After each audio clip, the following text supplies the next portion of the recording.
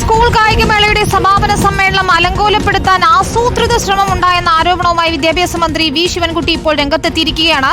കലോത്സവ വേദിയിൽ പ്രതിഷേധിച്ച സ്കൂൾ പ്രതിനിധികളുമായി നേരത്തെ ചർച്ച നടത്തിയതാണ്. അത് ചെവിക്കൊള്ളാതെ മേള അലങ്കോലമാക്കാനുള്ള ശ്രമമാണ് നടന്നത്. കായികമേളയുടെ അഭിമാനത്തിന് ക്ഷതമേൽപ്പിക്കുന്ന തരത്തിലായിരുന്നു പ്രതിഷേധമെന്നുകൂടി മന്ത്രി കുറ്റപ്പെടുത്തുന്നു. വിഷയം ഗൗരവമായി പരിശോധിക്കുമെന്നും മന്ത്രി പറഞ്ഞു. സുനിഷ അയ്യല്ലൂർ ചേരുന്ന വിവരങ്ങളുമായി. സുനിഷ, അവിടെ നമ്മൾ വലിയ രീതിയിലുള്ള പ്രതിഷേധവും സംഘർഷവും ഒക്കെ കണ്ടതാണ്. എന്നാൽ ഇപ്പോൾ ആ സ്കൂളുകൾക്കെതിരെയാണ് മന്ത്രി നിലപാടെടുത്തിരിക്കുന്നത് എന്നാണ് ശ്രദ്ധേയം. താൻ ചർച്ച നടത്തിയിട്ടും അവർ വഴങ്ങാതെ മനഃപൂർവ്വം പ്രശ്നങ്ങൾ സൃഷ്ടിച്ചു എന്നാണോ വിദ്യാഭ്യാസ മന്ത്രിയുടെ ആരോപണം? വിനീത, അത് തന്നെയാണ് വിദ്യാഭ്യാസ മന്ത്രി ഇപ്പോൾ പറയുന്നത്. അതായത് കഴിഞ്ഞ ദിവസം ഈ സംസ്ഥാന സ്കൂൾ കായികമേളയിലെ സമാപന വേദിയിലുണ്ടായ ഇത്തരത്തിലുള്ള സംഘർഷങ്ങൾ, പ്രതിഷേധങ്ങൾ അത് ആസൂത്രിതമായി ഉണ്ടാക്കിയതാണ് എന്നതാണ്. പ്രധാനമായും പോയിന്റ് നിലയുമായി ബന്ധപ്പെട്ടൊരു തർക്കമായിരുന്നു.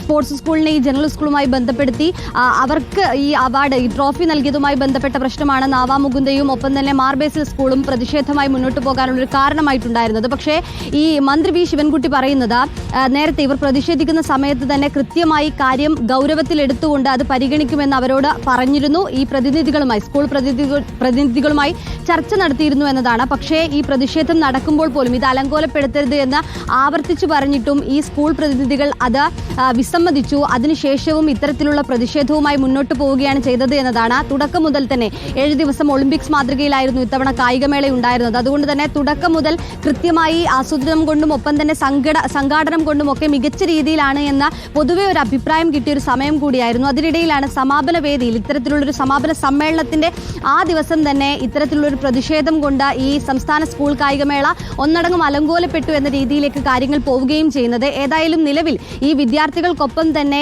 അധ്യാപകരും ഇതിന് കൂട്ടുനിന്നു എന്നുള്ളതാണ് വിദ്യാഭ്യാസ മന്ത്രി പറയുന്നത്. അതുകൊണ്ട് തന്നെ ഇതിൽ ഗൗരവമായി ഇടപെട്ടുകൊണ്ട് പൊതുവിദ്യാഭ്യാസ വകുപ്പ് ഇത് ഗൗരവമായി തന്നെ കണക്കിലെടുക്കുമെന്നത് തന്നെയാണ്, ഗൗരവമായി പരിശോധിക്കുമെന്നുള്ളത് തന്നെയാണ് മന്ത്രി വി ശിവൻകുട്ടി പറയുകയും ചെയ്തത്. പക്ഷേ ഇതിലൊരു വിശദീകരണമായി അദ്ദേഹം പറയുന്നത് 2018 ഓഗസ്റ്റ് 17-ാം തീയതിയാണ് പുതിയ ഈ കായികമേളയുമായി ബന്ധപ്പെട്ട മാനുവൽ പുറത്തിറക്കുന്നത്. ആ മാനുവലിൽ ഒരിക്കൽ പോലും ഈ സ്പോർട്സ് സ്കൂളിനെയോ അല്ലെങ്കിൽ മറ്റ് സ്കൂളുകളെയോ ഒരുമിക്കാതെ സെപ്പറേറ്റ് ആയി ചെയ്യണമെന്നൊന്നും പറയുന്നില്ല. അതൊന്നും ഈ സർക്കുലറിൽ പറയുന്നില്ലല്ലോ എന്നതാണ്. പിന്നെ എന്തുകൊണ്ടാണ് ഇത്തരത്തിലൊരു പ്രതിഷേധത്തിലേക്ക് കടന്നത് എന്നൊരു കാര്യം കൂടി അദ്ദേഹം ഈ വിഷയത്തിൽ ആവർത്തിക്കുന്നുണ്ട്. ഏതായാലും നിലവിൽ സ്കൂളുകൾക്കെതിരെ ഒപ്പം തന്നെ ഈ സ്കൂളിലെ പ്രതിനിധികളായ അധ്യാപകർക്കെതിരെയും ഈ ആസൂത്രിതമായി ഈ വിഷയത്തിൽ അലങ്കോലപ്പെടുത്താനുള്ളൊരു ശ്രമം ഉണ്ടാക്കി എന്നത് തന്നെയാണ് പറയുന്നത്. കാരണം മറ്റൊരു കാര്യമായി പറയുന്നത്, ഇങ്ങനെയൊരു പരാതി ഉണ്ടായിരുന്നെങ്കിൽ അവർക്ക് കൃത്യമായി അപ്പീൽ പോകാനുള്ള സംവിധാനങ്ങൾ അടക്കമുണ്ടായിരുന്നു. പക്ഷേ അതിലേക്കൊന്നും ശ്രമിക്കാതെ കൃത്യമായി അവിടെ കൾച്ചറൽ പ്രോഗ്രാം നടക്കുന്നുണ്ടായിരുന്നു. ആ കൾച്ചറൽ പ്രോഗ്രാം വേദിയിൽ പോയി പ്രതിഷേധിക്കുന്നു, വളണ്ടിയർമാരെ ഉപദ്രവിക്കുന്നു.